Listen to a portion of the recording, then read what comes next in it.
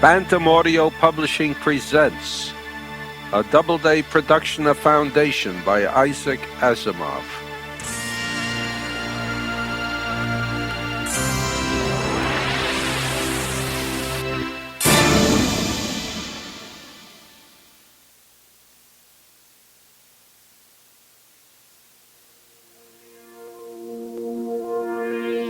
According to the Encyclopedia Galactica, Harry Seldon was born in the 11,988th year of the Galactic Era and died in 12,069. Undoubtedly, his greatest contributions were in the field of psychohistory. He made of it a profound statistical science. The best existing authority we have on the details of his life is the biography by Gail Dornick. Dornick, as a young man, met Seldon on the planet Trantor 2 years before the great mathematician's death.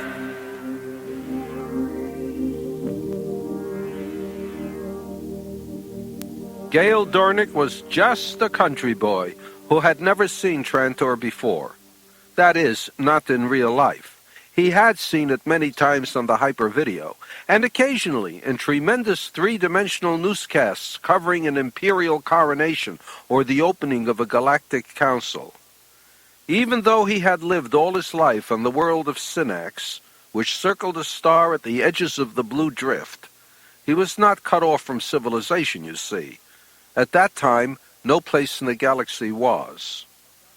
There were nearly 25 million inhabited planets in the galaxy then, and not one but owed allegiance to the empire whose seat was on Trantor. It was the last half-century in which that could be said. To Gale, this trip was the undoubted climax of his young scholarly life. He had been in space before, so that the trip, as a voyage and nothing more, meant little to him, aside from the ship, large and glistening, the cool production of 12,000 years of imperial progress, and an invitation from the great Harry Seldon to come to Trantor and join the vast and somewhat mysterious Seldon project. Gale was waiting for the first sight of Trantor. He haunted the viewing room. The steel shutter lids were rolled back at announced times, and he was always there, watching the hard brilliance of the stars, enjoying the incredible hazy swarm of a star cluster, like a giant conglomeration of fireflies caught in mid-motion and stilled forever. The first sight of Trantor's sun was that of a hard, white speck, recognizable only because it was pointed out by the ship's guide. The stars were thick here, near the galactic center. An officer came through and said that the view room would be closed for the remainder of the trip as they prepared to land. Gale followed after, clutching at the sleeves of the white uniform with the spaceship and sun of the Empire on it. "Would it be possible for me to stay?" he asked. "I would like to see Trantor from space." The officer smiled and politely denied Gale's request. He explained that since they were spinning down Sunside, Gale risked being blinded, burnt, and radiation-scarred all at the same time. Gale started to walk away. The officer called after him, "Why don't you take a space tour once you hit Trantor, kid? They're cheap." It was childish to feel disappointed, but there was a lump in Gale's throat. He had never seen Trantor spread out in all its incredibility, as large as life, and he hadn't expected to wait any longer. The ship landed in a medley of noises. Gale felt a slight jar that indicated the ship no longer had an independent motion of its own. Ship's gravity had been giving way to planetary gravity for hours. Thousands of passengers had been sitting patiently in the debarkation rooms, which swung easily on yielding force fields to accommodate the changing direction of the gravitational forces. Now the passengers were crawling down curving ramps to the large, yawning locks. Gale's baggage was minor. He stood at a desk as it was quickly and expertly taken apart and put together again. His visa was inspected and stamped. He himself paid no attention. The debarkation building was tremendous. The roof was almost lost in the heights. Gale could see no opposite wall, just men and desks and converging floor till it faded out in haze. The man at the desk, sounding annoyed, urged Gale to move on. He directed him toward glowing twists of air that were suspended high in nothingness, and read, "Taxis, taxis to all points." A figure detached itself from anonymity and stopped at the desk as Gale left. The man at the desk looked up and nodded briefly. The figure nodded in return and followed the young immigrant. He was in time to hear Gale's destination. Gale asked the supervisor for directions to a good hotel. The supervisor touched a button. A thin line of light formed along the floor, twisting among others, which brightened and dimmed in different colors and shades. A ticket was shoved into Gale's hand. It glowed faintly. "Follow the light," said the supervisor. "The ticket will keep glowing as long as you're pointed in the right direction." Gale began walking. There were thousands of people creeping across the vast floor, following their individual trails of light, sifting and straining themselves through intersection points to arrive at their respective destinations. His own trail ended. A man in a glaring blue and yellow uniform, shining anew in unstainable plastotextile, reached for his 2 bags. "Direct line to the Luxor," he said. The man who followed Gale heard that. He also watched Gale enter the blunt-nosed vehicle. The taxi lifted straight up. Gale stared out the curved transparent window. The vastness contracted, and the people became ants in random distribution. The scene contracted further and began to slide backward. There was a wall ahead. It began high in the air and extended out of sight. It was riddled with holes that were the mouths of tunnels.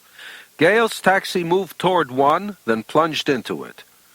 There was now only blackness, with nothing but the past flashing of a colored signal light to relieve the gloom.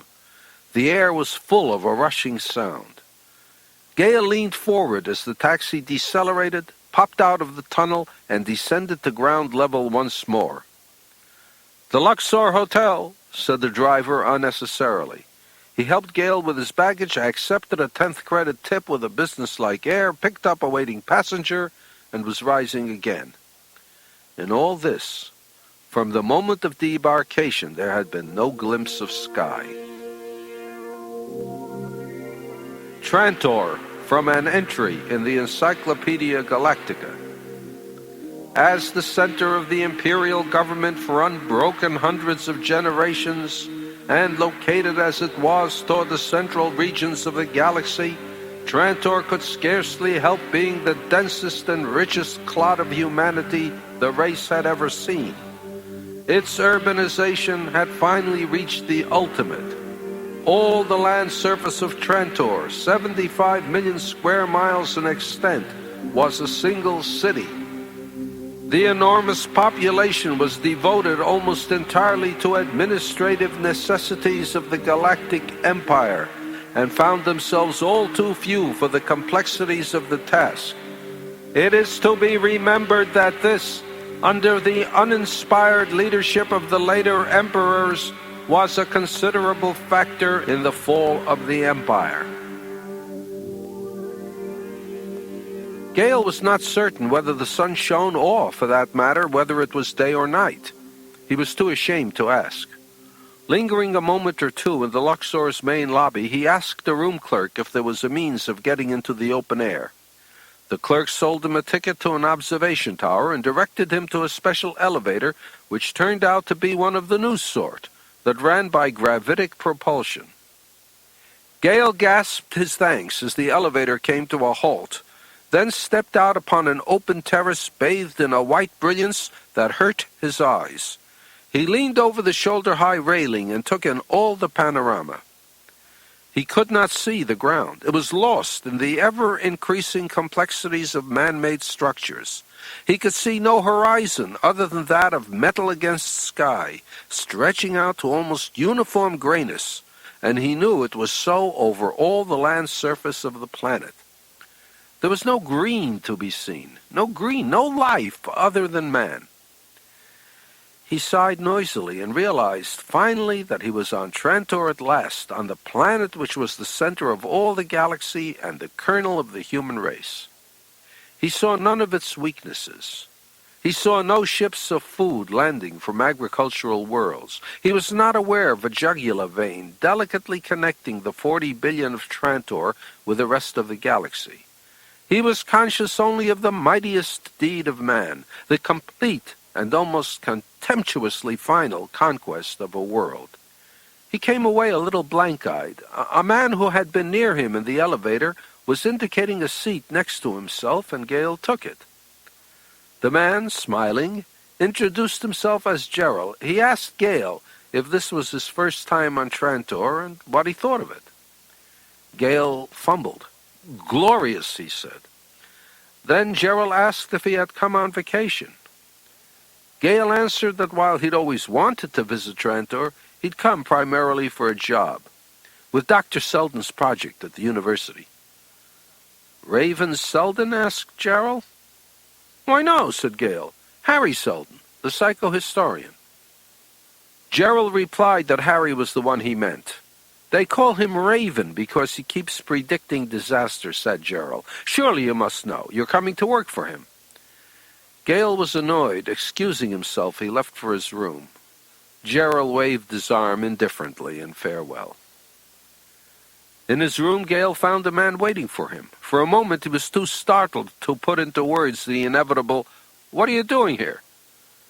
The man rose. He was old and almost bald, and he walked with a limp, but his eyes were very bright and blue. "I am Harry Selden," he said. According to the Encyclopedia Galactica, psychohistory is defined as the branch of mathematics which deals with the reactions of human conglomerates to fixed social and economic stimuli. Implicit in all these definitions is the assumption that the human conglomerate being dealt with is sufficiently large for valid statistical treatment. A further necessary assumption is that the human conglomerate itself be unaware of psychohistoric analysis in order that its reactions be truly random. The basis of all valid psychohistory lies in the development of the Selden functions which exhibit properties congruent to social and economic forces. Harry Selden! Gale stammered out a greeting, but Harry Selden interrupted him. "You didn't think we were to meet before tomorrow," he said. "Ordinarily, we would not have. It is just that if we are to use your services, we must work quickly. It grows continually more difficult to obtain recruits." Gale did not understand. "You were talking to a man on the observation tower, were you not?" asked Selden. And he told Gale that the man was an agent of the Commission of Public Safety, and that he had followed him from the spaceport. Then he asked Gale what Trantor meant to him. Everyone seemed to be asking Gale his opinion of Trantor. He felt incapable of response beyond the bare word, "glorious." "You say that without thinking," Selden commented. Then he asked, "What of psychohistory?" Gale said he hadn't thought of applying it to the problem. "Before you are done with me, young man, you will learn to apply psychohistory to all problems as a matter of course. Observe." Selden removed his calculator pad from the pouch at his belt. Its gray glossy finish was slightly worn by use. Selden's nimble fingers, spotted now with age, played along the files and rows of buttons that filled the calculator's surface. Red symbols glowed out from the upper tier. "That," he said, "represents the condition of the Empire at present. Add to this the known probability of imperial assassination, vice-regal revolt, the contemporary recurrence of periods of economic depression, the declining rate of planetary explorations. As each item was mentioned, new symbols sprang to life at his touch and melted into the basic function which expanded and changed." Finally, Selden stopped. "This is Trantor 3 centuries from now. How do you interpret that, eh?" He put his head to one side and waited. Gale could not believe it. There was only one interpretation possible. total destruction. But that was inconceivable. Trantor. Selden was filled with the intense excitement of one whose body only had grown old. Now he urged Gale to put into words what he had seen, to forget the symbolism. As Trantor becomes more specialized, observed Gale, it becomes more vulnerable, less able to defend itself. Further, as it becomes more and more the administrative center of the empire, it becomes a greater prize, as Selden interrupted him abruptly, challenging him to determine the numerical probability of total destruction within 3 centuries. Gale was not offered the calculator pad. Rather, it was held a foot from his eyes. Calculating furiously in his mind, he felt his forehead grow slick with sweat. 85% was the figure he came up with. Not bad, said Selden, thrusting out a lower lip, but not good. The actual figure is 92.5%. Gale wondered why he had not read about this in any of the journals. Selden informed him that these figures were unprintable, lest the Imperium expose its shakiness. This is a very simple demonstration in psychohistory, he concluded, but some of our results have leaked out to the aristocracy. Was Selden in danger? Gale wondered. Oh, yes, said Selden. There is a probability of 1.7% that I will be executed. But that, of course, will not stop the project.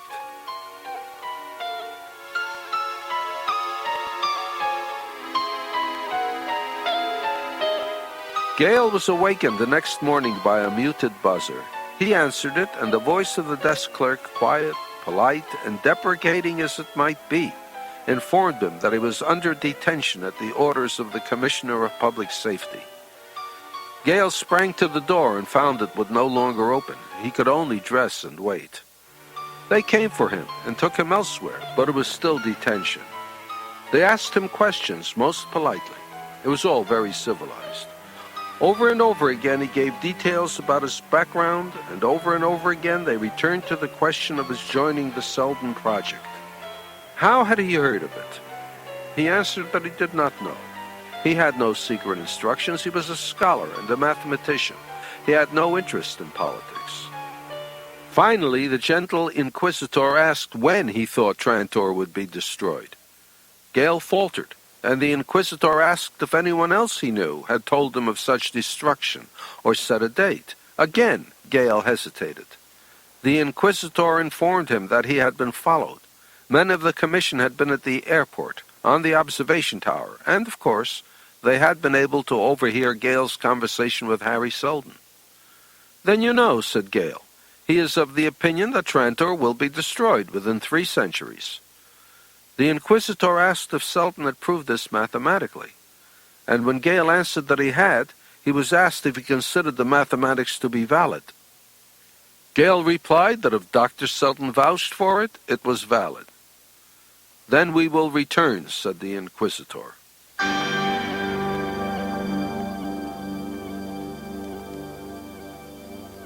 The trial had not lasted long. It was in its 3rd day, yet already Gale could no longer stretch his memory back far enough to remember the beginning. He himself had been little pecked at. The heavy guns were trained on Dr. Selden. Harry Selden, however, sat there unperturbed.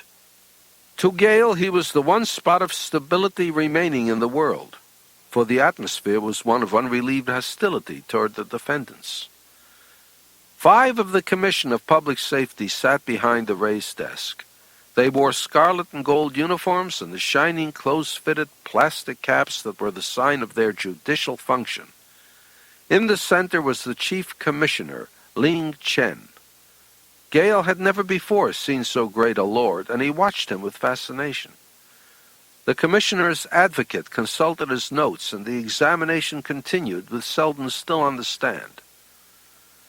Let us take up a matter, he said, which we have already discussed in some length. Would you repeat, Dr. Selden, your thoughts concerning the future of Trantor?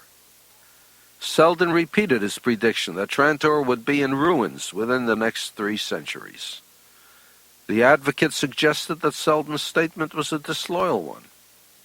Scientific truth, replied Selden, is beyond loyalty or disloyalty. The advocate next asked if Selden were sure of this scientific truth, and when he answered that he was, Selden was asked, on what basis? On the basis of the mathematics of psychohistory, he said. The advocate asked if he could prove that this mathematics was valid. Selden said that he could, but only to another mathematician. You have made your point, Dr. Selden, he began. Let me suggest to you, sir, that your prediction of disaster might be intended to destroy public confidence in the imperial government for purposes of your own. Selden stated that this was not so. Let me suggest, said the advocate, that you intend to claim that a period of time preceding the so-called ruin of Trantor will be filled with unrest of various types. This, Selden said, was correct. And, said the advocate, that by the mere prediction thereof you hope to bring it about, and to have then an army of 100,000 available. Selden protested. According to his testimony, the count of 98,572 individuals in his project included women and children. Investigation will show you, Selden concluded, that barely 10,000 of the men are of military age, and none of these has training in arms. The advocate then asked Dr. Selden if he considered himself to be serving science. The psychohistorian answered that he did. Then let us see how, said the advocate, and he proceeded to ask if the overall history of the human race could be changed. Only with great difficulty, answered Selden.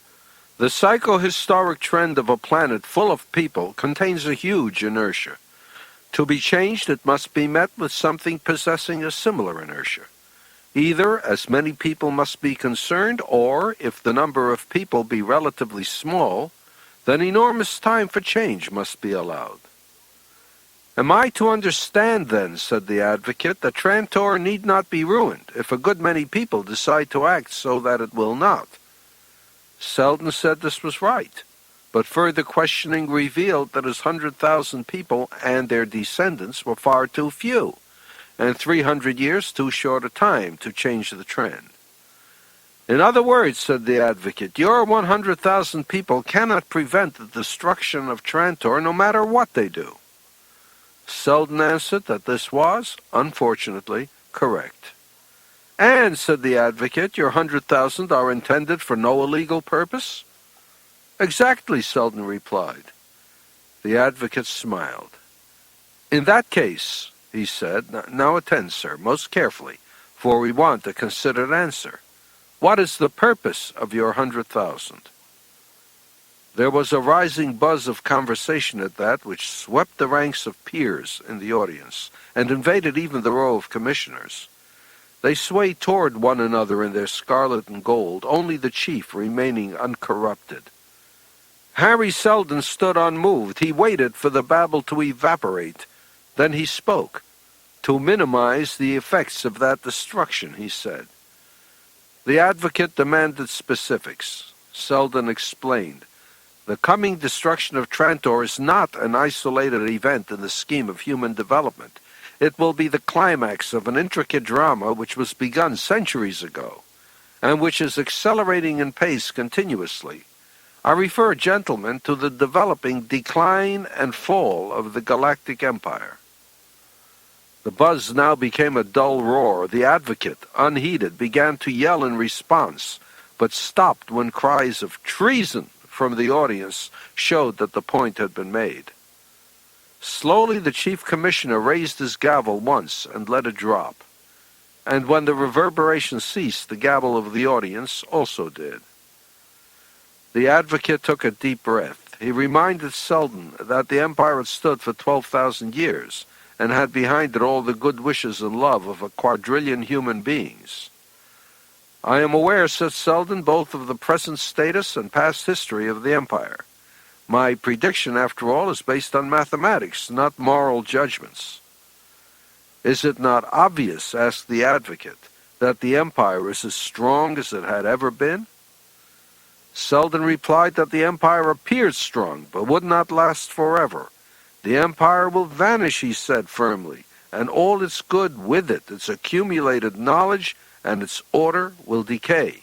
Interstellar wars will be endless, interstellar trade will deteriorate, worlds will lose touch with the main body of the galaxy.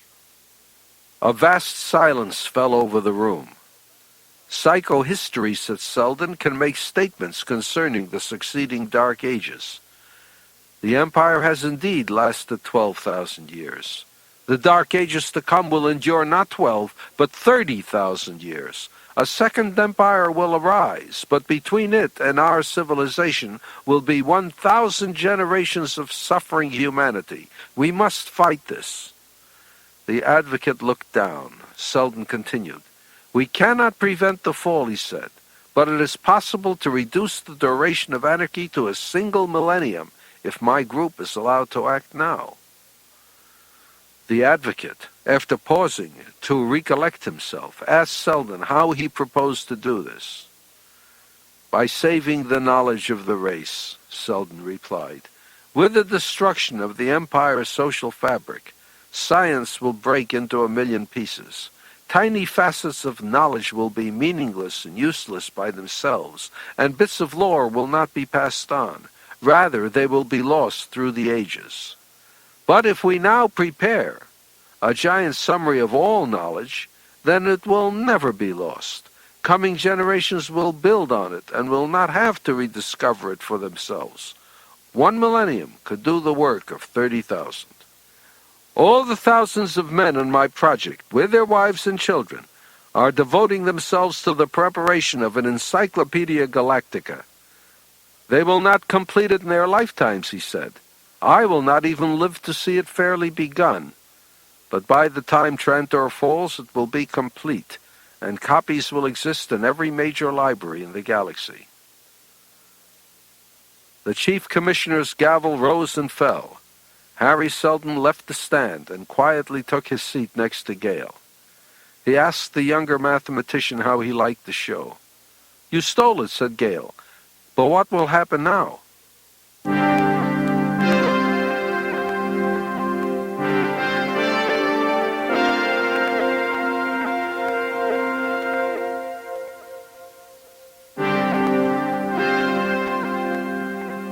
The next day's hearings were entirely different. Harry Selden and Gale Dornick were alone with the commission. Selden complained that his lawyer was not present. A commissioner informed him that this was no longer a trial, but a discussion of the safety of the state. It was then that Ling Chen spoke.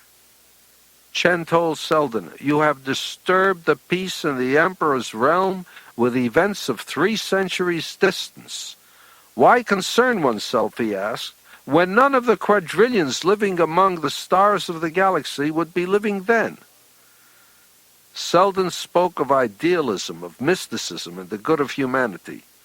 But mysticism did not interest Chen. "Can you tell me," he asked Selden, "why I may not rid myself of you and of an uncomfortable and unnecessary 3-century future which I will never see by having you executed tonight?" Selden warned that news of his interrupted trial and thwarted efforts to lighten disaster would convince the people that the future held no promise. Ambitious men will not wait, he said, and unscrupulous men will not hang back. By their every action they will hasten the decay of the worlds. Have me killed, and Trantor will fall not within 3 centuries, but within 50 years, and you yourself within a single year. Chen began to question Selden on the practical aspects of preparing the encyclopedia. Need it be done on Trantor?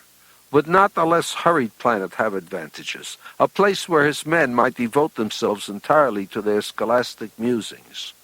Selden replied that such advantages would be minor at best. But, Chen went on, such a world has been chosen, a world where you may work at leisure with your 100,000. The galaxy will know that you're fighting the fall. They will even be told you will prevent the fall.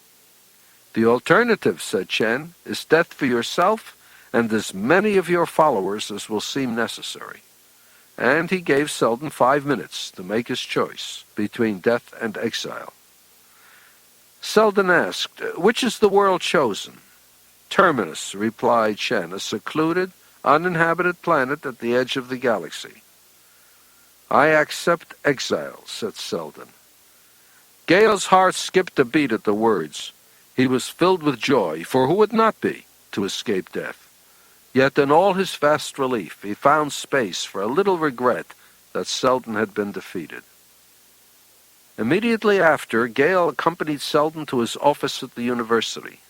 It was not a large office, but it was spy-proof, and quite undetectably so. It was here that Selden confided in Gale. He had been preparing to leave for 2 years.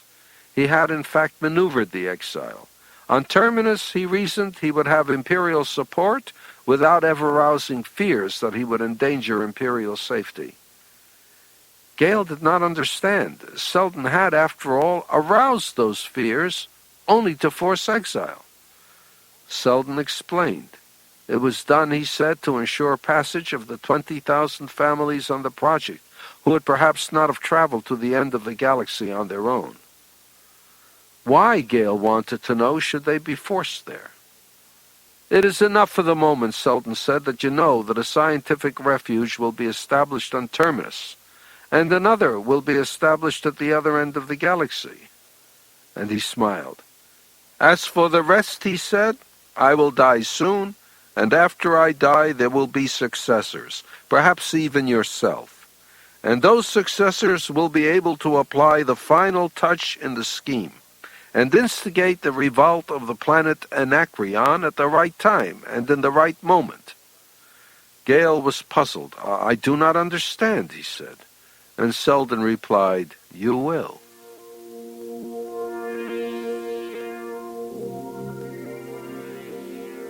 Terminus, from an entry in the Encyclopedia Galactica.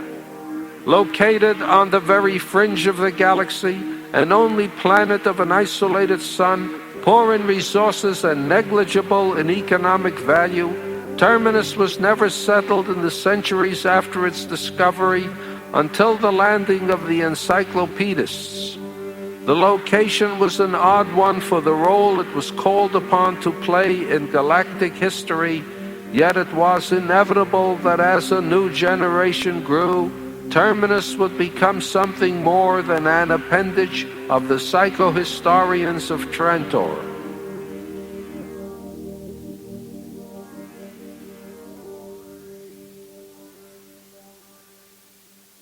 Louis Perrin was busily engaged at his desk in the one well-lit corner of the room. Work had to be coordinated, effort had to be organized, threads had to be woven into patterns. 50 years had passed. 50 years they'd been given to establish themselves and set up Encyclopedia Foundation number 1 into a smoothly working unit. It had been done. 5 more years would see the publication of the first volume of the most monumental work the galaxy had ever conceived, and then at 10-year intervals, regularly, like clockwork, volume after volume. Perrin stirred uneasily at the sound of the door buzzer. He shoved the door release and saw the door open. The broad figure of Salvor Hardin, mayor of Terminus, entered. Perrin did not look up. Hardin smiled to himself. He was in a hurry, but he knew Perrin all too well, and buried himself in the chair on the other side of the desk and waited. Perrin sighed. I hope you're not going to bother me with city affairs, he said. Take care of that yourself, please. The encyclopedia takes up all my time. Hardin asked if he'd heard the news, received on the Terminus City ultrawave set just 2 hours ago. The royal governor of the prefect of Anacreon had assumed the title of king. Perrin did not understand its significance. It means, said Hardin, that we're cut off from the inner regions of the empire. He elaborated. Anacreon stood square across what had been Terminus's last remaining trade route to Santana and to Trantor and Vega itself. Trade was now dependent upon the grace of the king of Anacreon. Hardin, as mayor of the city whose prosperity depended on uninterrupted commerce with the galaxy, wanted Perrin to call an emergency meeting of the Foundation's Board of Trustees. But Perrin would have none of it. The Foundation, after all, was a state-supported scientific institution. Interference in local politics was unheard of. Local politics, said Hardin. by the Emperor's left toe, Pirenne. This is a matter of life and death. The planet Terminus cannot support a mechanized civilization. It lacks metals. What do you think will happen to the encyclopedia if this whatchamacallem king of Anacreon clamps down on us? Pirenne reminded him firmly that Terminus was part of the Emperor's domain, and the Empire, he staunchly believed, could protect its own. But the Empire, Hardin pointed out, had done nothing to prevent the Anacreonian situation, and at least 20 of the outermost prefects of the galaxy, the entire periphery for that matter, had begun to steer things their own way. I feel damned uncertain, said Hardin, of the Empire and its ability to protect us. Pirenne demanded that Hardin do something about his paper, the Terminus City Journal.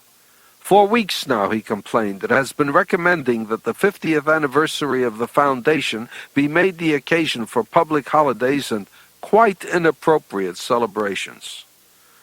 The mayor answered that the paper was not his. But, he added, the city charter guarantees a certain minor matter known as freedom of the press.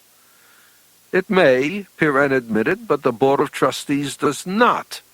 I am the Emperor's representative on Terminus, Hardin, and have full power in this respect. Hardin's reply was succinct. In connection with your status as Emperor's representative, he said, I have news for you. A special envoy will be sent to us from Anacreon in 2 weeks. Pirenne pondered this. He asked the purpose of the envoy's visit. I give you one guess, said Hardin, and he left, quite unceremoniously.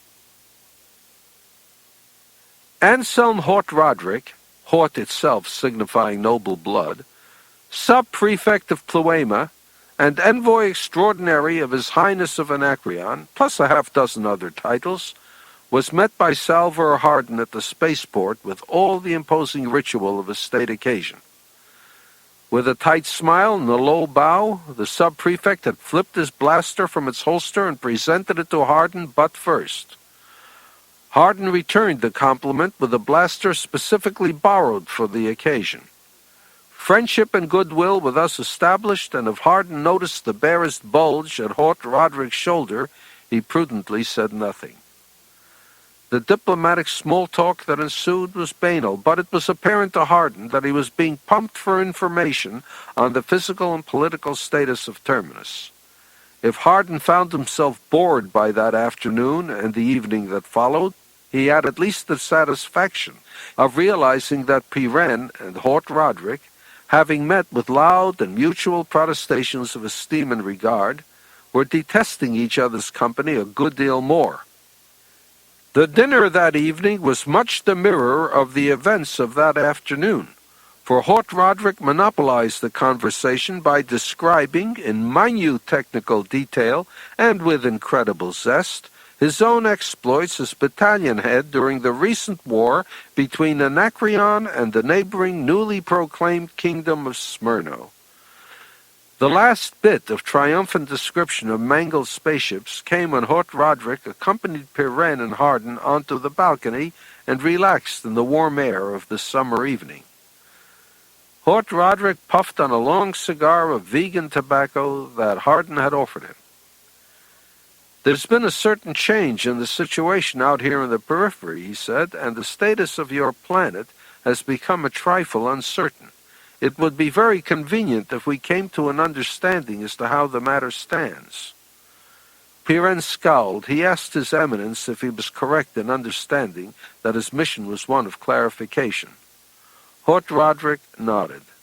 With that, Pirenne stated emphatically that the situation with respect to the Encyclopedia Foundation was what it had always been, a state-supported scientific institution that was part of the personal domain of His August Majesty the Emperor.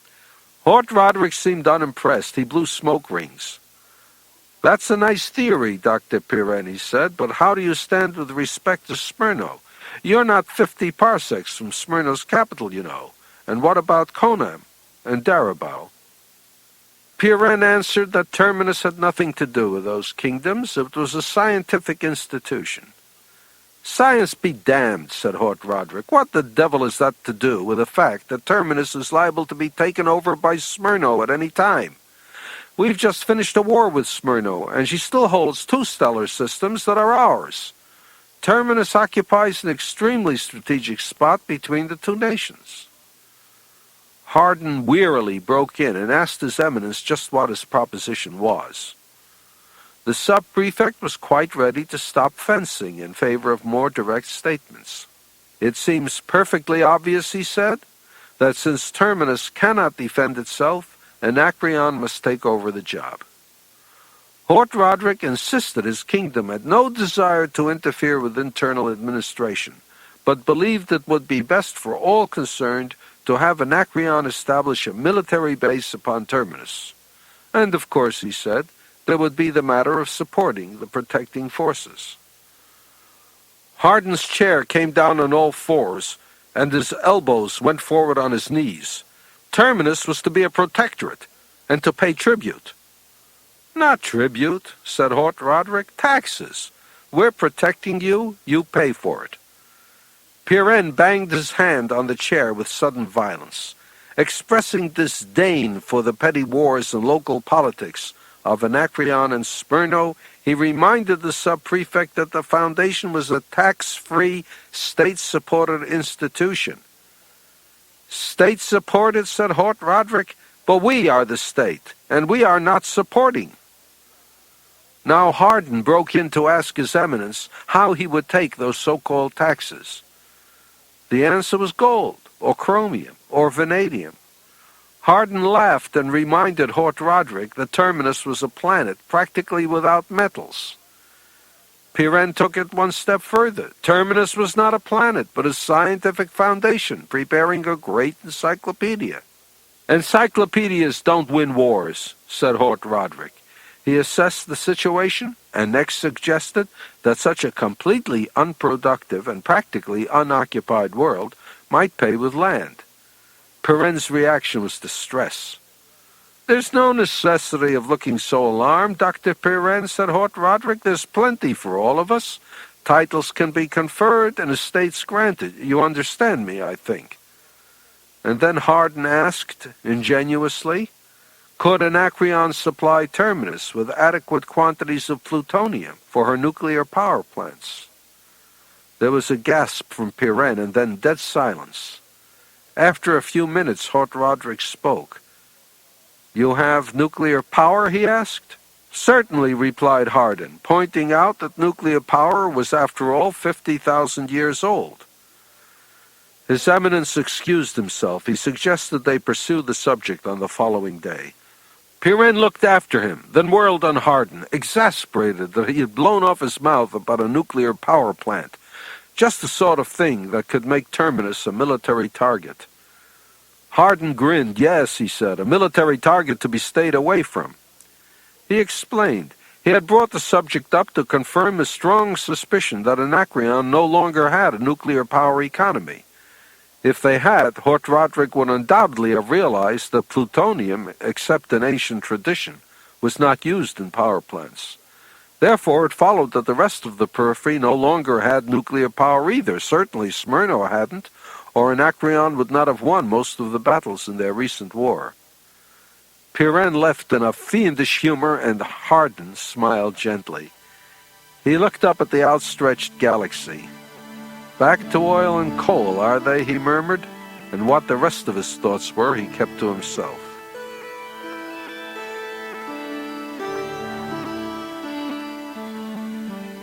When Hardin had denied owning the journal, he was perhaps technically correct, but no more. Hardin had been the leading spirit in the drive to incorporate Terminus into an autonomous municipality. He had been elected its first mayor. So it was not surprising that, though not a single share of journal stock was in his name, some 60% was controlled by him in more devious fashions. There were ways. Consequently, when Hardin began suggesting to Pirenne that he be allowed to attend meetings of the Board of Trustees, it was not quite coincidence that the journal began a similar campaign, and eventually Pirenne capitulated with ill grace.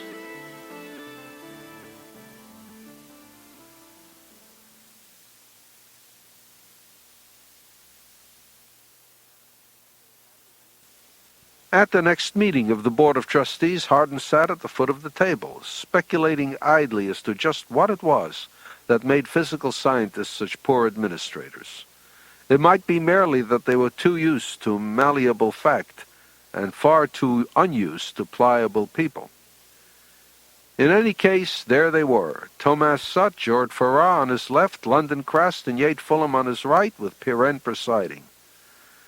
Hardin had dozed through the initial formalities. He perked up when Pirenne sipped at the glass of water before him by way of preparation, and announced to the board that he had received word that Lord Dorwin, Chancellor of the Empire, would arrive in Terminus within 2 weeks, a visit that was certain to result in satisfactory relations with Anacreon. Hardin snickered below his breath. Then he asked Pirenne, just what do you expect that Dorwin can accomplish? And aside from this stroke of diplomacy, has anything meaningful been done to meet the Anacreonic menace?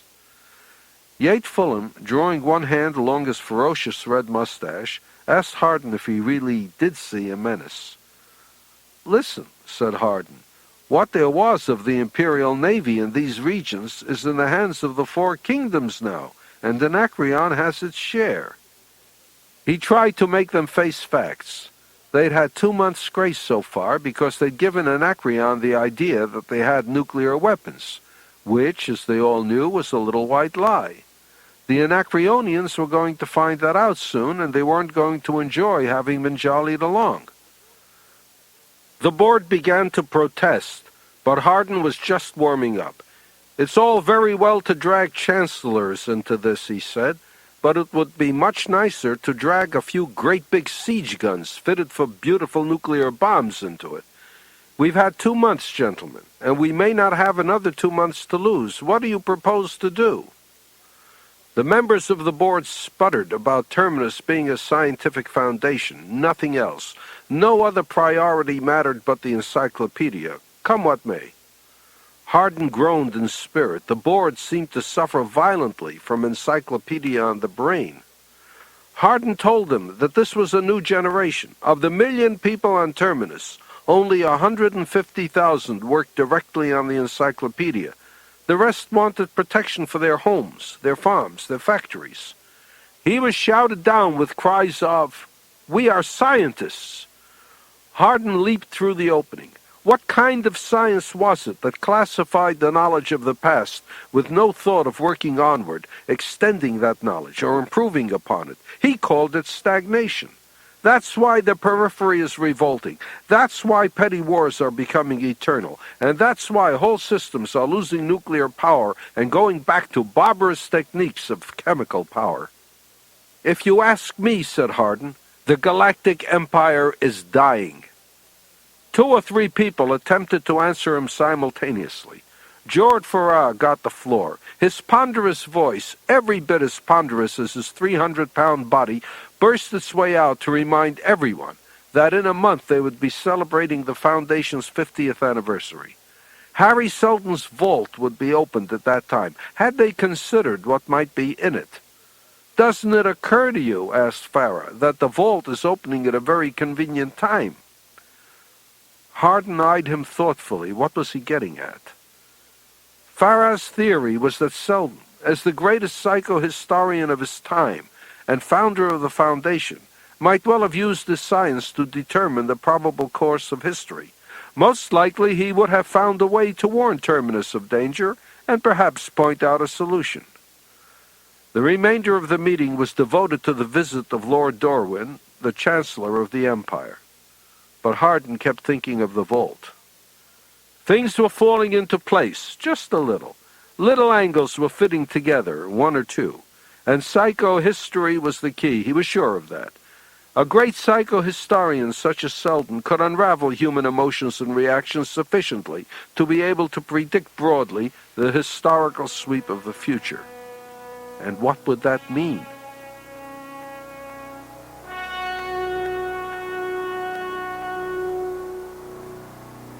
Lord Dorwin took snuff.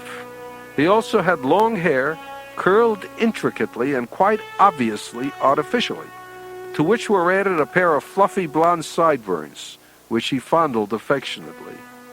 Then, too, he spoke in over-precise statements.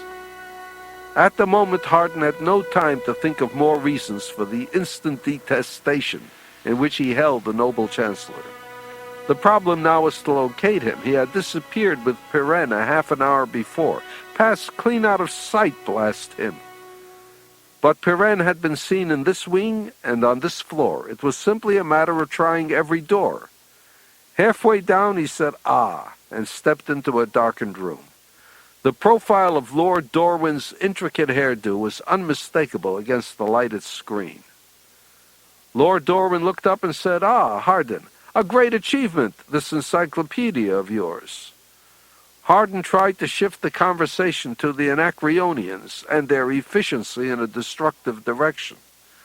"Ah, yes, Anacreon. I have just come through there. Most barbarous planet. It is thoroughly inconceivable that human beings could live here in the periphery. The lack of the most elementary requirements of a cultivated—" Hardin interrupted, dryly commenting that the Anacreonians, unfortunately, had all the elementary requirements and all the fundamental necessities for destruction. Quite, said Lord Dorwin. He seemed annoyed, perhaps at being stopped midway in his sentence. "But we aren't to discuss business now, you know. Really, I'm otherwise concerned." He turned to Pirenne. "Aren't you going to show me the second volume of the encyclopedia, Dr. Pirenne? Do, please." To Pirenne's annoyance, Hardin steered the conversation back to Anacreon, and the fact that the independent kingdoms of the periphery had lost nuclear power. "I'm not at all surprised," said Lord Dorwin. "Barbarous planets." "Oh, but my dear fellow, don't call them independent. They aren't, you know. The treaties we've made with them are proof positive of that. They acknowledge the sovereignty of the Emperor. They'd have to, of course, or we wouldn't treat with them."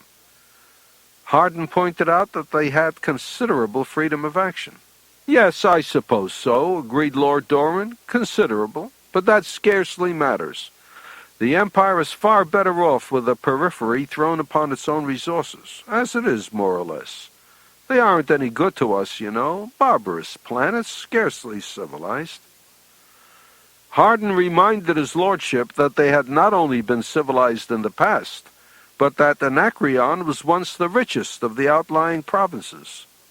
"Oh, but Hardin, that was centuries ago," retorted Lord Dorwin. "Things were different in the old great days. We aren't the men we used to be, you know. But Hardin, come. You are a most persistent chap. I told you I simply won't discuss business today. Leave it for next day." And that was that.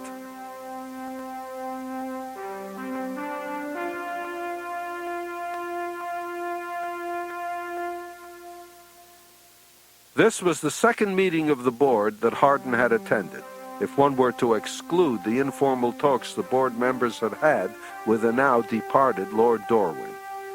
Yet the mayor had a perfectly definite idea that at least one other, and possibly two or three, had been held to which he had somehow never received an invitation. Nor, it seemed to him, would he have received notification of this one, had it not been for the ultimatum. Hardin fingered it gingerly. It started off floridly with a salutation from His Puissant Majesty the King of Anacreon to his friend and brother Dr. Louis Pirenne, Chairman of the Board of Trustees of the Encyclopedia Foundation No. 1. And it ended even more lavishly with a gigantic multicolored seal of the most involved symbolism. But it was an ultimatum just the same.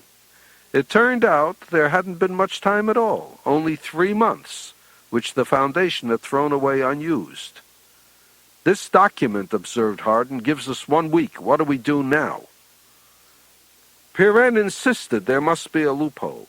He could not believe matters would be pushed to this extremity in the face of Lord Dorwin's assurances regarding the attitude of the Emperor and the Empire. The corner of Hardin's mouth lifted in a sour half-smile. As far as he was concerned, Lord Dorwin's contribution to the situation was the direct cause of this friendly little note. Hardin proceeded to remove a few sheets of paper from the pad under his arm and spread them out to show the scientists the meaning of the symbols which he had had interpreted by the division of logic. The message boiled down easily and straightforwardly to the unqualified statement roughly translated as, "You give us what we want in a week or we take it by force." Replacing the sheets, Hardin produced a copy of the treaty between the Empire and Anacreon, incidentally signed on the Emperor's behalf by the recently departed Lord Dorwin. Properly analyzed, 90% of the treaty was meaningless. "What we end up with," said Hardin, "can be described in the following interesting manner. Obligations of Anacreon to the Empire? None. Powers of the Empire over Anacreon? None. The treaty was nothing but a declaration of total independence on the part of Anacreon, and a recognition of that status by the Empire." "But what," interposed Thomas Sutt, "of Lord Dorwin's assurances of Empire support?" Hardin threw himself back in his chair. "You know," he said, "that is the most interesting part of this business." Whereupon he informed the board that while he had thought Lord Dorwin a most consummate donkey when they first met, he had turned out to be an accomplished diplomat and a most clever man. Hardin based his opinion on the fact that he had taken the liberty of recording all of his lordship's statements. There was a flurry, and Pirenne opened his mouth in horror. "In 5 days of discussion," said Hardin, "Lord Dorwin didn't say one damned thing, and said it so you never noticed. There are the assurances you had from your precious Empire." "So," Hardin concluded, "when you sent threats, and that's what they were, concerning Empire action to Anacreon, you merely irritated a monarch who knew better. We have 1 week left, and what do we do now?" It was generally agreed that they had no choice but to allow Anacreon to establish military bases on Terminus. "But," Hardin asked, "what do we do toward kicking them off at the first opportunity?" Yate Fulham's mustache twitched. He feared the use of violence. "Violence," came Hardin's retort, "is the last refuge of the incompetent. But I certainly don't intend to lay down the welcome mat and brush off the best furniture for their use." Pirenne began to speak of compromise. Hardin had the nightmare-like sensation of running at top speed and getting nowhere. There was no compromise. This bosh about military bases was drivel. Hort Roderick had hinted at what Anacreon was after: outright annexation and imposition of its own feudal system. "What is left of our bluff of nuclear power," he concluded, "may force them to move slowly, but they will move nonetheless." He had risen indignantly, and the rest rose with him, except for George Farrar. His shrewd eyes were half closed, and perspiration gleamed on the smooth expanse of his chin. "The real solution to the problem," said Farrar, "lies in what is to be revealed to us when the vault opens 6 days from now." "Is that your contribution to the matter?" said Hardin. "We are to do nothing except to wait in quiet serenity and utter faith for the deus ex machina to pop out of the vault?" Hardin disputed Farrar's theory that Selden would have foreseen the current dilemma and established the vault as a method of showing the Foundation the way out. He felt it lacked common sense. It was well known, for instance, that Selden had maneuvered the commissioners on Trantor into ordering the Foundation established on Terminus. Why should he have done so? Why put it out here at all if he could see in advance the break in communications, the isolation from the rest of the galaxy, the threat of neighbors, and the helplessness because of the lack of metals on Terminus? And why, if he foresaw all this, had he not warned the original settlers in advance, so that they might have had time to prepare, rather than wait, as he was doing, until 1 foot was over the cliff before doing so? "Do you deny," asked Farrar, "that Harry Selden could easily have worked out historical trends of the future by simple psychohistorical technique?" "No, of course not," cried Hardin. "But we can't rely on him for a solution. At best he might indicate the problem, but if there is ever to be a solution, we must work it out ourselves. He can't do it for us." Fulham spoke suddenly. He wanted to know what Hardin meant by indicate the problem, as if one didn't know the problem. Hardin whirled on him. "You think Anacreon is all Harry Seldon is likely to be worried about?" he said. "I tell you, gentlemen, that none of you has the faintest conception of what is really going on." Hardin jumped up. His eyes were cold and hard. "There is something smelly about the whole situation," he said. "Something that is bigger than anything we've talked about yet." Then he posed the following question to the board. Why was it that among the original population of the Foundation, there was only one first-class psychohistorian included, and he carefully refrained from training his pupils in more than the fundamentals? A short silence fell. "Perhaps," offered Hardin, "it was because the psychohistorian might have caught on to what was going on, and too soon to suit Harry Seldon." Mayor Hardin chewed at the end of his cigar. He was with his ally, Johann Lee. What they were about to do had to be done with impudence. There was to be no hesitation, no time to allow the board to grasp the situation. "Once we are in a position to give orders," said Hardin, "why, give them as though you were born to do so, and they'll obey out of habit. That's the essence of a coup." Lee was concerned that the board might prove irresolute. Hardin assured him that after tomorrow, the board's importance as a factor in Terminus affairs wouldn't matter. "They're not bad fellows when they stick to their encyclopedia," he said, "and we'll see that that's where they stick in the future. Now go and get things rolling." Hardin sat down at the corner of his desk, lost in thought.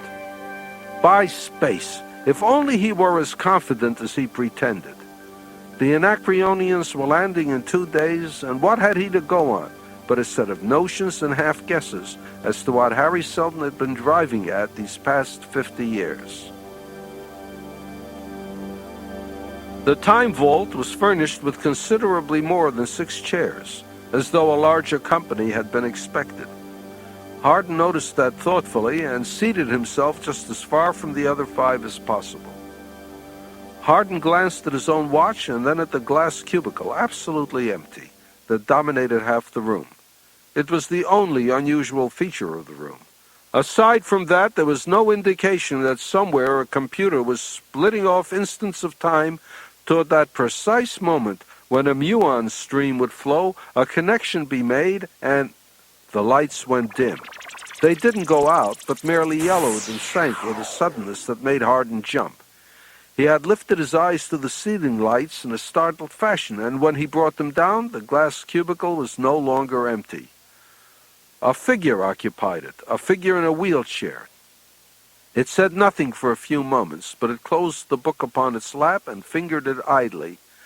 And then it smiled, and the face seemed all alive. "I am Harry Seldon," it said. Hardin almost rose to acknowledge the introduction and stopped himself in the act. "As you see," the voice continued, "I am confined to this chair and cannot rise to greet you. Your grandparents left for Terminus a few months back in my time, and since then I have suffered an inconvenient paralysis. I can't see you, you know. I don't know how many of you there are, so all this must be conducted informally. If any of you are standing, please sit down, and if you care to smoke, I wouldn't mind." There was a light chuckle. "Why should I?" said Seldon. "I'm not really here." Harry Seldon put away his book as if laying it upon a desk at his side, and when his fingers let go, it disappeared. He began to speak again, acknowledging that it had been 50 years since the Foundation had been established, and that its members had been ignorant of what it was they were working toward of necessity. Now it seemed that necessity was gone. "The Encyclopedia Foundation," said Harry Seldon, "is a fraud, and always has been." There was a sound of a scramble behind Hardin, and 1 or 2 muffled exclamations, but he did not turn around. Harry Seldon was, of course, undisturbed. "It is a fraud," he continued, "in the sense that neither I nor my colleagues care at all whether a single volume of the encyclopedia is ever published. It has served its purpose. By it we extracted an imperial charter from the emperor. By it we attracted the 100,000 humans necessary for our scheme. And by it we managed to keep them preoccupied while events shaped themselves until it was too late for any to draw back. From now on and into the centuries, the path you must take is inevitable. Selden told the board they would be faced with a series of crises, as they now were with the first, and in each case their freedom of action would become similarly circumscribed so that they would be forced along one and only one path, and that path had been worked out by Selden's psychohistory for a reason. Somewhere in the 50 years just past was where historians of the future would place an arbitrary line which marked, they would say, the fall of the Galactic Empire. And, said Harry Selden, they will be right. Selden proceeded to tell them of the period of inevitable barbarism that would follow the fall, and which, according to psychohistory, and under ordinary circumstances, would last 30,000 years. While they could not stop the fall, they could shorten the period of barbarism that must follow to a single 1,000 years. The ins and outs of that shortening we cannot tell you, said Selden, but this I can tell you. Terminus and its companion foundation at the other end of this galaxy are the seeds of Renaissance and the future founders of the Second Galactic Empire. And it is the present crisis that is starting Terminus off to that climax, a crisis much simpler than many ahead. You see, then, he concluded, that you are faced by hard necessity, and that action is forced on you. The nature of that action, that is, the solution to your dilemma, is, of course, obvious. The image of Harry Selden reached into open air, and the book once more appeared in his hand. He opened it and said, "But whatever devious course your future history may take, impress it always upon your descendants that the path has been marked out, and that at its end is a new and greater empire." And as his eyes bent to his book, he flicked into nothingness, and the lights brightened once more. Hardin looked up to see Perrin facing him, eyes tragic, lips trembling, voice firm but toneless as he told the mayor that he had been right. Each member of the board shook his hand and left, and Hardin smiled to himself. They were fundamentally sound at that, for they were scientists enough to admit that they were wrong, but for them it was too late. He looked at his watch. By this time it was all over. Johann Lee's men were in control, and the board was giving orders no longer. The Anacreonians were landing their first spaceships tomorrow, but that was all right too. In 6 months they would be giving orders no longer. In fact, as Harry Selden had said, and as Salvor Hardin had guessed, since the day that Anselm Hort Roderick first revealed to him Anacreon's lack of nuclear power, the solution to this first crisis was obvious. Obvious as all hell. From an entry in the Encyclopedia Galactica, the Four Kingdoms is the name given to those portions of the province of Anacreon which broke away from the First Empire in the early years of the foundational era to form independent and short-lived kingdoms. The largest and most powerful was Anacreon itself. Undoubtedly, the most interesting aspect of the history of the Four Kingdoms involves the strange society forced temporarily upon it during the administration of Salvor Hardin. A deputation. That Salvor Hardin had seen it coming made it none the more pleasant. Johann Lee advocated extreme measures. The deputation of councilmen couldn't do anything till the next election, which was a year away. So why bother with them? Hardin pursed his lips. "In the 40 years I've known you," he said to Lee, "you've never once learned the gentle art of sneaking up from behind." He paused and reached for a cigar. They had come a long way since they'd engineered their coup against the encyclopedists 30 years ago. Those days belonged in the limbo to which all good old days go, toward the same limbo where the Galactic Empire was heading. He wondered who the new emperor was, or if there was a new emperor at all, or any empire.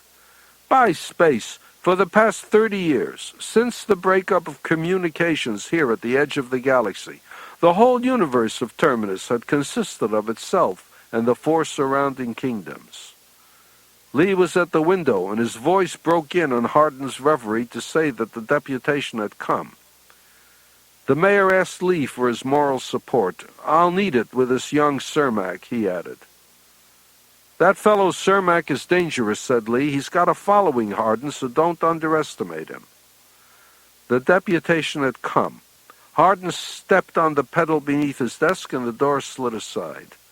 They filed in, four in number, and Hardin waved them gently to the armchairs that faced his desk in a semicircle.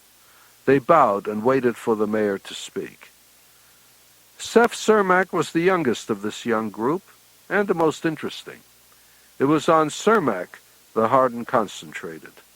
"I take it," he said, "that you have come to see me concerning the same foreign policy that annoys you so greatly in the council chamber."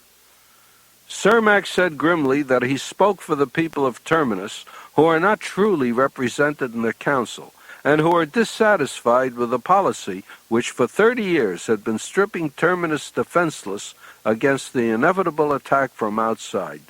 "Therefore," he said, "we are forming a new political party. We are going to throw you and your lick-spittle-click of appeasers out of City Hall, and soon." Cermak made it clear that this was more than a warning. The new party had been formed and would begin official activities tomorrow. The councilman then rose and motioned the rest up. Hardin lifted his arm and ordered the younger man to sit down. As Seth Cermak seated himself once more, Hardin smiled behind a straight face. "In exactly what way," he asked, "do you want our foreign policy changed? Do you want us to attack the four kingdoms now, at once, and all four simultaneously?" Cermak stated his proposition simply. Hardin's policy of scientific aid and nuclear power to the kingdoms had been carried out to prevent them from attacking Terminus. "With these bribes," he said, "you've been playing the fool in a colossal game of blackmail in which you have allowed Terminus to be sucked dry, with the result that we are now at the mercy of those barbarians. Because the four kingdoms have been given power and weapons, their demands are increasing, and they will eventually satisfy them by violent annexation of Terminus. Isn't that," he asked, "the way blackmail usually ends?" Cermak's remedy was to stop the bribes immediately. "Spend your effort in strengthening Terminus itself," he advised the mayor, "and attack first." Hardin pointed to the motto framed on his wall, which read, "Violence is the last refuge of the incompetent." Cermak's lips twitched. "That's an old man's doctrine," he said. "I applied it as a young man, and successfully," retorted the mayor. "You were busy being born when it happened, but perhaps you may have read something of it in school." He eyed Cermak closely. Anacreon, he continued, was then, as now, the most powerful of the four kingdoms, and demanded, and later actually established, a military base upon Terminus, which was only a preliminary to taking over the entire planet. "What," asked Hardin, "would you have done?" Cermak shrugged his shoulders. "You," said the mayor, "would have attacked first. What I did instead was to visit the three other kingdoms one by one, point out to each that to allow nuclear power to fall into the hands of Anacreon was the quickest way of cutting their own throats, and suggest gently that they do the obvious thing. 1 month after the Anacreonian force had landed on Terminus, their king received a joint ultimatum from his three neighbors. In 7 days, the last Anacreonian was off Terminus. Where was the need for violence? The young councilman failed to see the analogy. From his point of view, Hardin's policy of appeasement had driven Terminus to the last refuge. "You still seem to lack a grasp of the fundamental necessities of our position," said the mayor. "Our problem wasn't over with the departure of the Anacreonians. The four kingdoms were more a threat than ever before, for each wanted nuclear power. I played them one against the other. I offered each science, trade, education, scientific medicine. I made Terminus of more value to them as a flourishing world than as a military prize. It worked for 30 years.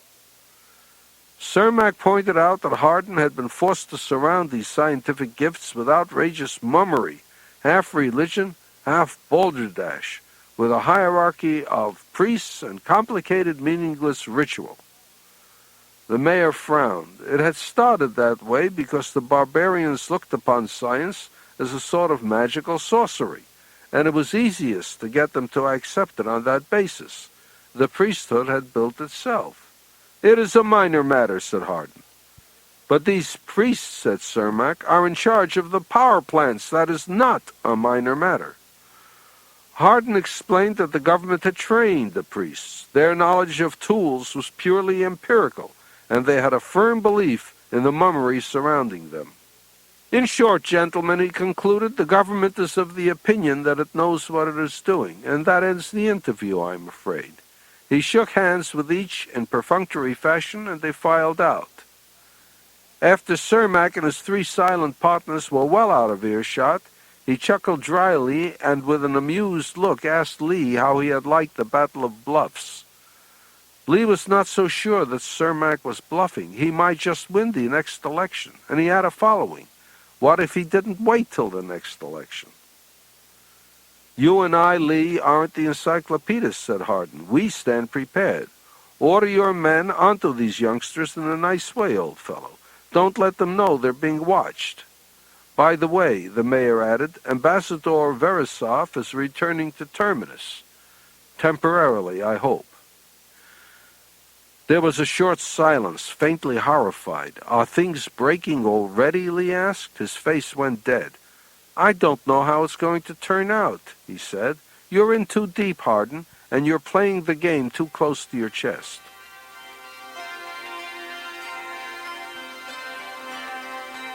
Polly Verisov was now in the 14th year of his double status on Anacreon, the upkeep of which reminded him often and unpleasantly of a dance performed barefoot on hot metal. To the people of Anacreon, he was high priest, representative of the Foundation.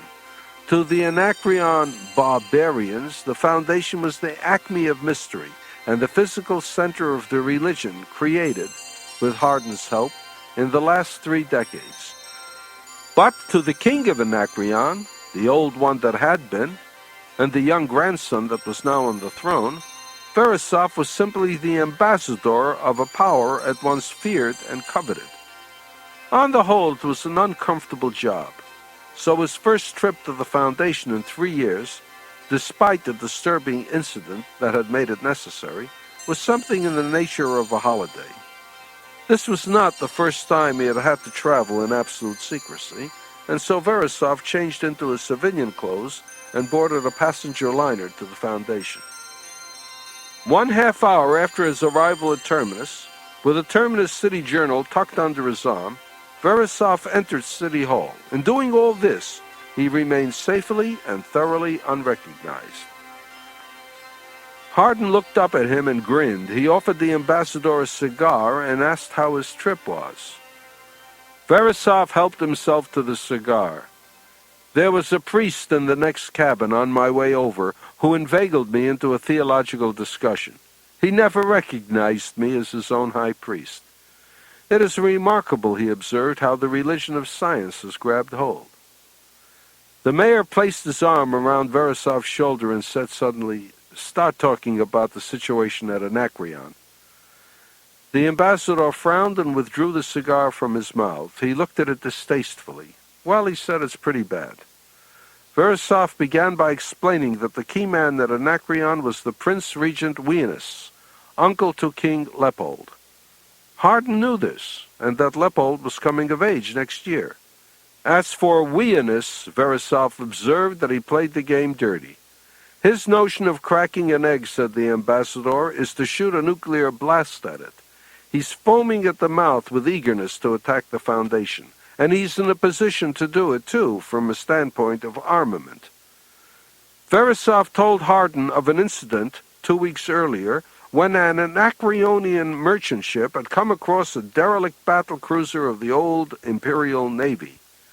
Interest flickered in Hardin's eyes. He had heard of the ship. "It is in good condition," he noted. "In entirely too good condition," responded Verisov. "When Weanus received your note last week suggesting that he turn the ship over to the Foundation, he almost had convulsions." Hardin mentioned that Weanus hadn't yet answered the note. "He won't," said the ambassador, "except with guns, or so he thinks. You see, he came to me on the day I left Anacreon." Verisov went on to say that Weanus had requested that the Foundation put the battle cruiser into fighting order and turn it over to the Anacreonian Navy. He said that Hardin's note indicated that the Foundation had a plan to attack Anacreon, and that refusal to repair the battle cruiser would confirm his suspicions. In that case, measures for the self-defense of Anacreon would be forced upon him. "And that," concluded Verisov, "is why I am here." Both Hardin and Verisov agreed that Weanus expected a refusal and a reason to attack. Hardin laughed gently. He told Verisov to have the ship fixed up and present it to Weanus with the mayor's compliments. "Have it renamed the Weanus," he added, "as a mark of our esteem and affection." Although he smiled faintly in response, Verisov admitted that he was worried. "It's a ship," he said, "they could build in those days. It's got nuclear blasts capable of blowing up a planet." Hardin pointed out that the armament that Weanus now had could defeat Terminus. "What does it matter?" he concluded. "You know it won't come to actual war." The ambassador looked up. "The addition of the Imperial cruiser will just about double the strength of Weanus' navy," he said. "He'll attack as sure as I'm a high priest."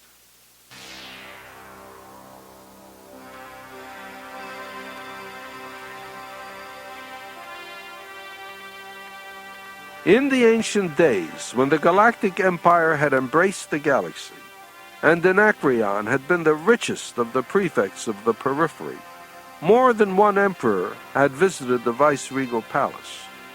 And not one had left without at least one effort to pit his skill with air speedster and needlegun against the feathered flying fortress they called the Nyack bird. Leopold I, king of Anacreon, and, as was invariably but untruthfully added, lord of the outer dominions, though 3 weeks short of his 16th birthday, had already proved his skill many times over. Weanus stood upon the threshold of his nephew's chamber and stared at the king's hunting suit morosely. "You'll have more important things to tend to than Nyack hunting soon enough." "I've been to the ship today," said Weanus, "the one that the Foundation is repairing for the Navy, the old Imperial cruiser. Do I make myself sufficiently plain?" "Poppycock" was the word Leopold used to describe his uncle's story about Terminus wanting to attack Anacreon. "If they did," he said, "why would they fix the ship? It doesn't make sense, you know." "Leopold, you're a fool," said Weanus. "You're in a fine position to assume regal responsibilities. If you spent half the time on public affairs that you do on Nyack hunting, I'd resign the regency directly with a clear conscience." The king complained. "The fact is," he said, "that even if you are the regent and my uncle, I'm still king and you're still my subject. You oughtn't to call me a fool. I think you ought to be careful, or I might do something about it pretty soon." Weanus's dark eyes blazed from beneath his grizzled brows, and the young king sat down slowly. "Never mind, Leopold, I should not have spoken harshly to you," he said. "You will come of age in 2 months," he went on. "You will be king henceforward, Leopold, and there will be war with the Foundation." Leopold did not understand. The Foundation had, after all, agreed to repair the ship. But as he spoke, Leopold's voice choked off at the twist of his uncle's lip. Weanus told his nephew, "There will be war with the Foundation, whether the ship is repaired or not." His hand came down on his nephew's knee, and his eyes narrowed. "Leopold, you are the king of Anacreon. Your children and your children's children may be kings of the universe, if you have the power that the Foundation is keeping from us." Leopold's eyes gained a sparkle, and his back straightened. "You see, you're beginning to understand," observed Weanus. Then he asked Leopold to consider what would happen if Smyrno decided to attack the Foundation to gain all that power? How long, he asked, could we escape becoming a vassal power? How long would you hold your throne? Leopold grew excited. Space, yes, he said. You're absolutely right, you know. We must strike first, and immediately. Weanus stated firmly that they had to wait for the repairs of the battlecruiser to be complete. The mere fact that Terminus was willing to undertake these repairs proved that they feared Anacreon. Weanus' lips twitched sardonically. Besides, he added, we must wait for Salvor Hardin to arrive. The king grew suddenly round-eyed. The youthful contours of his beardless face lost the almost hard lines into which they had been compressed. Yes, Leopold, said Weanus, the leader of the Foundation himself is coming to Anacreon for your birthday, probably to soothe us with buttered words, but we won't help him. Salvor Hardin! The merest murmur escaped Leopold's lips, and he admitted to his uncle that he was afraid a little. It would be sort of blasphemous, you know, to attack the Foundation. I mean, if there were really a galactic spirit, he mightn't like it, don't you think? Weanus answered in no uncertain terms. While the people at large believe in the galactic spirit, it is nonsense. And you may be thankful it's so, he added. According to this foolishness, you are king by divine right, semi-divine yourself. A handy state which eliminates all possibilities of revolts and ensures absolute obedience in everything. That is why, he concluded, you must take an active part in ordering war against the Foundation. I am only regent, and quite human. You are king, and more than half a god, to them. The king thought a moment. But suppose I'm not, really, he said. No, not really, came the response, but you are to everyone but the people of the Foundation. Get that? Once they are removed, there will be no one to deny you the godhead.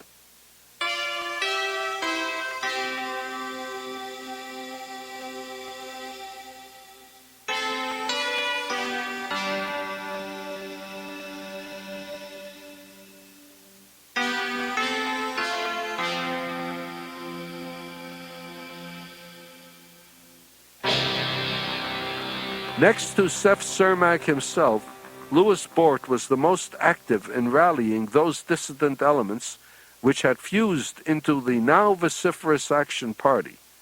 Yet he had not been one of the deputation that had called on Salvor Hardin almost half a year previously. That this was so was not due to any lack of recognition of his efforts, quite the contrary. He was absent for the very good reason that he was on Anacreon's capital world at the time. He arrived home toward the end of a short winter day that had started with clouds and was finishing with snow, and within an hour was seated at the octagonal table in Cermak's home. I'm afraid, he said, that our position is what is usually termed, in melodramatic phraseology, a lost cause. It's the religion the Foundation has established. It works. Cermak asked what kind of religion it was. Ethically, it's fine, answered Bort. But the religion, which the Foundation has fostered and encouraged, mind you, is built on strictly authoritarian lines. The priesthood has sole control of the instruments of science we have given Anacreon. They've learned to handle these tools only empirically, but they believe entirely in the spiritual value of the power they handle. Bort explained that the priesthood formed a hierarchy at the apex of which was the king, who was regarded as a sort of minor god. He's an absolute monarch by divine right, and the people believe it, said Bort. You can't overthrow a king like that. Suddenly the front door opened, and Levi Noras stamped in. He bounded up the stairs, overcoat on, trailing snow. Look at that, he cried, tossing a cold, snow-speckled newspaper onto the table. The newspaper was unfolded, and the men bent over it. Great space, said Cermak. He's going to Anacreon. Hardin is going to Anacreon.